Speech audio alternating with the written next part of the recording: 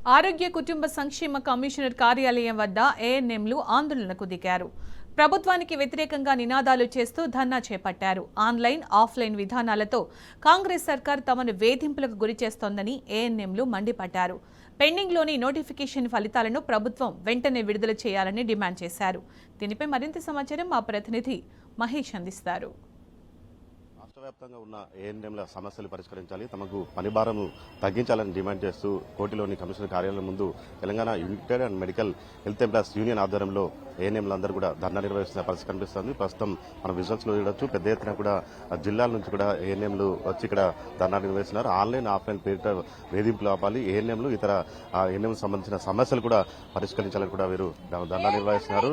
అడుగుదాం, ప్రస్తుతం ఇక్కడ నేతలు ఉన్నారు. ప్రధానంగా చెప్పండి, ఈ రోజు ఈ ధర్నాకు నిర్వహించే కారణం ఏంటి? ఏఎన్ఎంలో ఎలాంటి సమస్యలు ఎదుర్కొంటున్నారు? ప్రధానంగా వైద్య ఆరోగ్య శాఖలో మొత్తం వైద్య ఆరోగ్య శాఖ ఈ రోజు నడుస్తా ఉందంటే ఏఎన్ఎంలతోటి నడుస్తుందని మనం చెప్పుకోవచ్చు. కానీ అటువంటి ఏఎన్ఎంల సమస్యలను తెలంగాణ రాష్ట్ర ప్రభుత్వం నిర్లక్ష్య వైఖరితోటి ఉంటా ఉంది. ప్రధానంగా ఇప్పుడున్న రాష్ట్ర ప్రభుత్వం వచ్చిన ఈ 20 నెలల కాలంలో మా యూనియన్ ఆధ్వర్యంలో అనేక రూపాల్లో దశలవారీ ఆందోళన పోరాటాలు, వినతి పత్రాలు సమర్పించిన ప్రభుత్వం నిమ్మకు నీరెత్తినట్టు ఉంటా ఉంది. అందుకోసమే ఈరోజు ఏఎన్ఎంల సమస్యలు పరిష్కారం చేయాలనే డిమాండ్ తోటి ఈరోజు ధర్నా నిర్వహిస్తా ఉన్నాం. ప్రధానంగా ఏఎన్ఎంలు ఈరోజు క్షేత్రస్థాయిలో పనిచేస్తున్న 32 సంవత్సరాలు 33 సంవత్సరాలు అవుతున్న ఒక్క ప్రమోషన్ తీసుకోకుండా వాళ్ళు రిటైర్ అవుతున్న పరిస్థితి ఉంది. కాబట్టి రాష్ట్ర ప్రభుత్వాన్ని పిఎస్సిలో ప్రతి 2 సబ్ సెంటర్లకు ఒక హెచ్వి పోస్ట్ ను క్రియేట్ చేసి సీనియారిటీ ఉన్న ఏఎన్ఎంలందరినీ యథావిధిగా ప్రమోషన్లు ఇవ్వాలని చెప్పి ఈ సందర్భంగా రాష్ట్ర ప్రభుత్వానికి సూచిస్తా ఉన్నాం. అదేవిధంగా మగవాళ్లకు అంటే మేల్ హెల్త్ అసిస్టెంట్ కి లేని ఆనవాయితీ ఫీమేల్ హెల్త్ అసిస్టెంట్ కు పెట్టి మీరు లేడీ హెల్త్ విజిటర్ ఎల్హెచ్వి ట్రైనింగ్ చేస్తేనే మీకు 12 సంవత్సరాలు 18 సంవత్సరాల స్పెషల్ ప్రమోషన్ పోస్ట్ ఇంక్రిమెంట్ ఇస్తామని చెప్పి నిబంధన పెట్టడం అనేది ఇది అన్యాయం.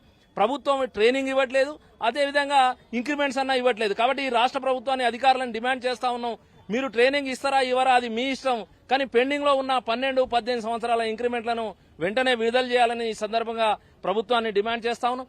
ఆన్లైన్ పని అవసరమైతే ప్రతి పిఎస్సికి యూపీఎస్సికి 2 డేటా ఎంట్రీ ఆపరేటర్లను నియమించి ఆన్లైన్ వర్క్ ఏదన్నా ఉంటే వాళ్ళకి అప్పచెప్పండి. కానీ క్షేత్రస్థాయిలో ప్రజలకు మెరుగైన వైద్య ఆరోగ్య సేవలు అందించాలంటే ఈరోజు ఏఎన్ఎంల ఆవశ్యకత చాలా ఉంది.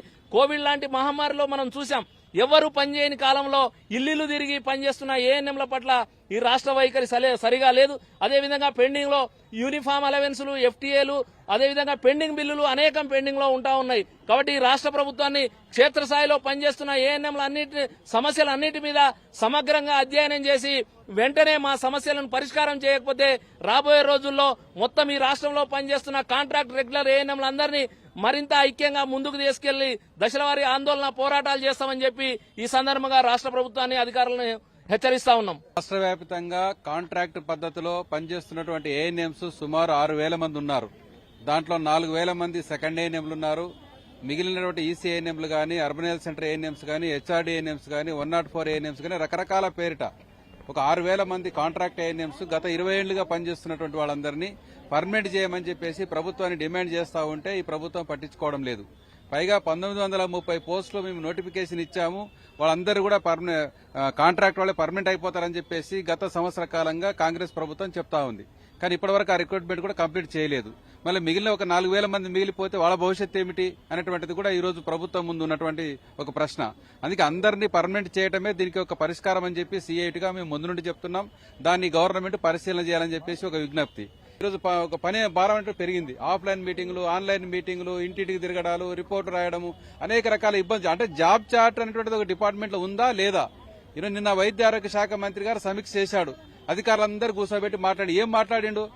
ఆ హాస్పిటల్ బిల్డింగ్లు, ఈ హాస్పిటల్ బిల్డింగ్లు, పరికరాలేంది, థియేటర్లేంది, అవేంది ఇవేంది మాట్లాడుతున్నాడు. కానీ ప్రజారోగ్యం బాగుపడాలంటే క్షేత్రస్థాయి సిబ్బంది సమస్యల పరిష్కారం కావాలి. ఏఎన్ఎంల సమస్యలు మీరు చర్చించకుండా, సమీక్షలు చేయకుండా, మాట్లాడకుండా మీరు ఎన్ని మీటింగ్లు పెట్టుకున్నా ఈ వైద్య ఆరోగ్య వ్యవస్థను మీరేం బాగు చేయలేరు. అందుకే క్షేత్రస్థాయిలో పనిచేసే ఎంపీహెచ్ఏ ఫిమేల్ క్యాడర్ కు సంబంధించినటువంటిది వాళ్ళ సమస్యల మీద మీరు సపరేట్ రివ్యూ చేయండి.